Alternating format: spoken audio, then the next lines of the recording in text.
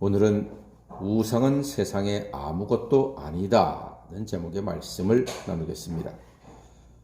제가 어린 시절 기억이 납니다. 어린 시절 달동네에 살았는데 달동네에서 굿을 자주 했습니다. 정말로 굿을 자주 했습니다. 무당들이 펄쩍펄쩍 뛰면서 몇 시간 동안 땀을 뻘뻘 흘려가며 굿을 합니다. 구경거리가 났지요. 온 동네가 징소리에 무당 목소리에 시끌벅적합니다. 굿이 끝나면 그 굿을 한 집에서는 이웃들에게 떡을 돌립니다. 제가 교회에 다니던 옛날 초등학교 때 그 떡을 먹지 않았습니다. 왜냐하면 무당이 굿한 떡이라고 먹지 않았습니다. 제 나름대로 믿음이 있었던 거지요. 그래서 감히 교회 다니는 나는 무당이 굿한 떡은 먹지 않는다. 그렇게 생각을 하고 먹지 않았습니다. 자, 여러분 질문 드릴게요. 무당이 굿해서 귀신에게 바쳐졌던 떡을 먹으면 됩니까? 안 됩니까? 예, 아마 다 아실 거예요. 감사함으로 맛있게 먹으면 됩니다. 기도하고 옆집에서 무당에게 드려져서 무당이 굿한 떡이라 할지라도 그 떡을 받아서 하나님께 감사히 먹겠습니다. 기도하고 믿음으로 먹으면 됩니다. 아무 탈 없습니다. 아무 문제가 없습니다. 왜냐하면 성경에서 그렇게 말씀하고 있기 때문입니다. 4절 말씀에 분명히 기록되어 있습니다. 우상의 제물을 먹는 일에 대하여는 우리가 우상은 세상에 아무것도 아니며 또한 하나님은 한 분밖에 없는 줄 아노라 그랬습니다. 다 같이 우상은 세상에 아무것도 아니며 할렐루야. 우상은 세상에 아무것도 아닙니다. 아무것도 아닙니다. nothing. 아무것도 아닙니다. 오직 하나님만 한 분밖에 없는 참된 진실된 능력의 하나님이신 것을 믿으면 됩니다. 믿음으로 먹으면 상관없습니다. 오직 하나님만이 참 신이시고 창조주이시고 우리의 경배를 받으실 분입니다. 고린도 교회가 이 제사의 떡 문제로 피곤했습니다. 왜냐하면 고린도 시장에 나오는 고기를 사서 먹어도 되나 안 되나 아주 고민이 많았습니다.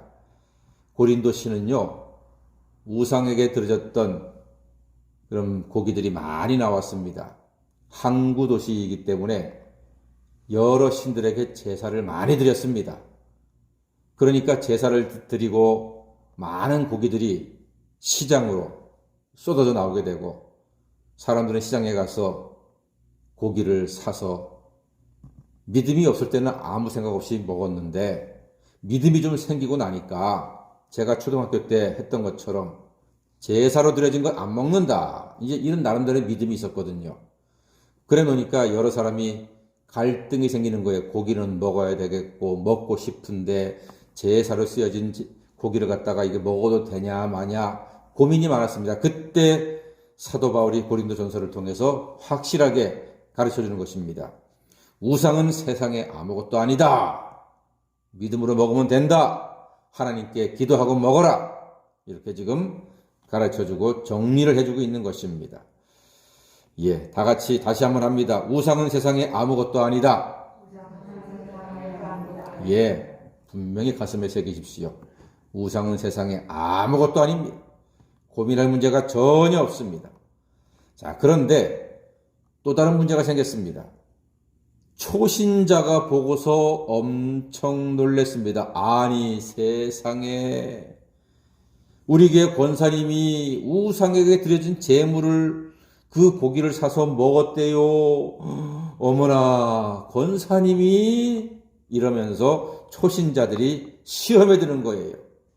나는 믿음이 있어서 자유하고 좋은데 초신자가 보고서 상처를 받을 수 있거든요. 이게 문제가 됐던 거예요. 그래서 사도 바울이 9절에서 말하지 않습니까? 자, 9절 다 같이 읽어보겠습니다. 시작.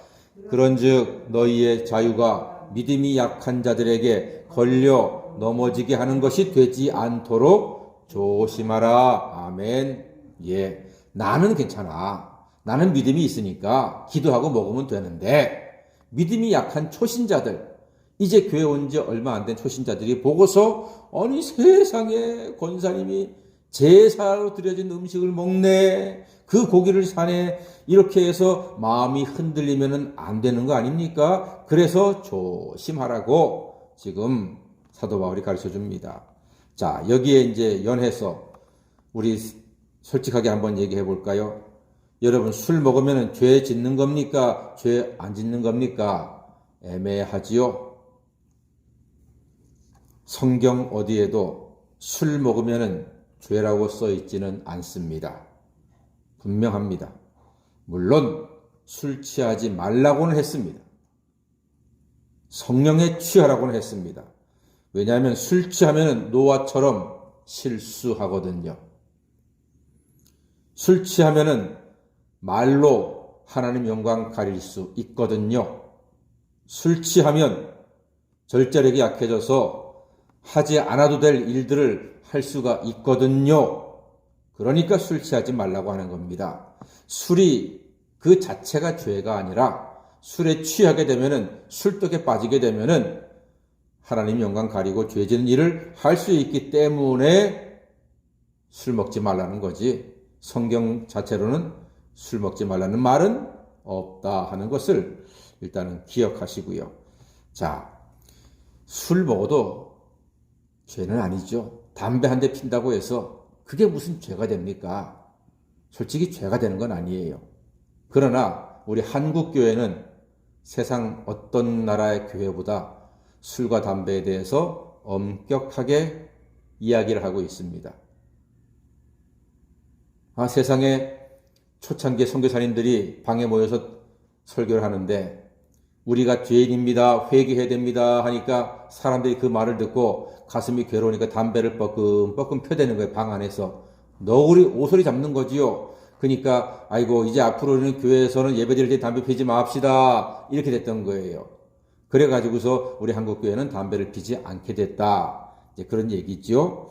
예, 오늘 말씀에 보면은요, 술, 담배, 제사, 음식 다 비슷한 경우가 되겠습니다. 이게 초신자가 그걸 보잖아요. 그 마음의 충격을 받고 상처를 받게 되거든요. 그러니까 오늘 사도 바울이 12절에서 분명히 말합니다. 너희가 형제에게 죄를 지어 그 약한 양심을 상하게 하는 것이 곧 그리스도에게 죄를 짓는 것이라고 했습니다. 우리는 믿음이 있어서 제사로 드려진 음식, 술, 담배 조금 한다고 칩시다. 그럴 수 있다고 칩시다. 그게 왜 죄 짓는 것이고 구원 못 받는 것은 아니니까. 그러나 믿음 약한 사람이 보면은 시험 될 수 있거든요. 상처받을 수 있거든요. 세상에 예수 믿는 사람이 저렇게 취해서 다니네, 이거는 하나님께 영광 가릴 수 있고 죄가 될 수 있다, 분명히 말하지 않습니까? 그렇게 하면 그 그리스도에게 죄를 짓는 것이다. 그러니까 절제해야 된다, 이렇게 말하는 것입니다. 여러분, 그런 것들은요, 믿음이 커지면서 자연스럽게 멀리하게 됩니다. 지금 믿음 약한 사람이 술, 담배 좀 하고 그런다고 해서 막 스트레스 주고 정지하지 마세요. 믿음이 커지고 성숙하게 되면은 그냥 자연스럽게 멀어지게 되어 있는 것입니다. 그거 사실 별거 아닙니다. 정지하고 판단하는 것보다 사랑이 우선입니다. 자, 13절 말씀 다 같이 한번 읽어보겠습니다. 마지막입니다. 시작. 그러므로 만일 음식이 내 형제를 실족하게 한다면 나는 영원히 고기를 먹지 아니하여 내 형제를 실족하지 않게 하리라. 아멘. 예, 내가 먹는 음식이, 내가 먹는 그 무엇이 형제를 실족하게 한다면은 먹지 않겠다. 이게 바로 사랑 아니겠습니까? 사랑하는 여러분, 사랑으로 대골 세워나가는 하나님의 자녀가 되셔야 합니다. 먹는 것 때문에 정죄하고 판단하지 마시고 그저 그리스도의 사랑으로 가정과 이웃과 또 세상 속에서 덕을 세워 나가시는 하나님의 자녀가 다 되시기를 주의 이름으로 간절히 축원합니다. 아멘. 기도하겠습니다.